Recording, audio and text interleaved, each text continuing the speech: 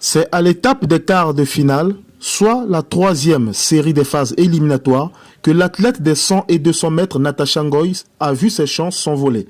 Après avoir occupé successivement la première place lors du premier et deuxième tour, avec une performance de 11,27 et 11,42, pour sa première participation aux Jeux Olympiques, Natasha Ngoyi n'a pas démérité et a déploré ses conditions de participation.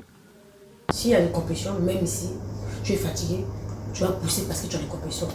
Comme moi, je n'ai pas fait des compétitions. Je ne peux pas venir les Jeux Olympiques sans compétition de mes pieds comme ça. Même si tu es au Seine-Bot, tu ne peux pas faire quelque chose de pied. Mais je remercie mon Dieu. Quand même, j'ai battu mon record de la Fédération et Comité olympique et ministère du sport. Je suis capable de faire. Moi, je suis capable de faire.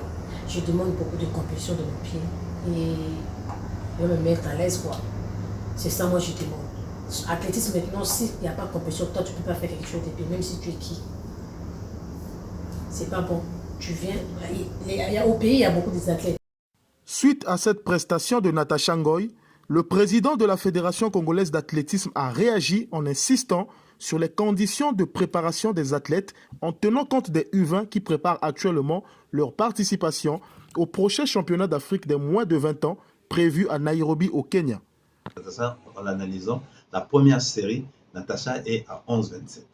La deuxième série, Natasha est à 11,47. Et la troisième série, elle est à 11,52. Ce qui veut dire qu'elle n'a pas la capacité de récupérer parce qu'elle n'a pas un diététicien ou un nutritionniste qui est avec elle pour la conseiller. Alors que les autres, quand vous voyez bien, ils montent en progression. Natasha dégraisse parce qu'il n'y a pas ces accompagnements-là. On connaît toutes ces techniques-là, mais il faut que quand on va comme ça, le ministère, le comité olympique associe réellement la fédération. En disant à la fédération, qu'est-ce que vous pensez pour cet athlète? Parce que c'est nous qui connaissons les athlètes. Il y a énormément de choses. Si on pouvait les mettre dans les conditions, je crois que le Congo ne criait pas. On fera l'exploit que la Jamaïque est en train de faire. On fera l'exploit que le Nigeria est en train de faire parce qu'ils mettent des moyens pour pouvoir avancer.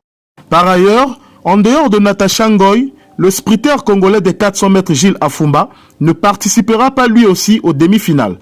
Engagé en première série ce dimanche 1er août 2021, il a terminé 6e de la troisième série dans un temps de 46,03.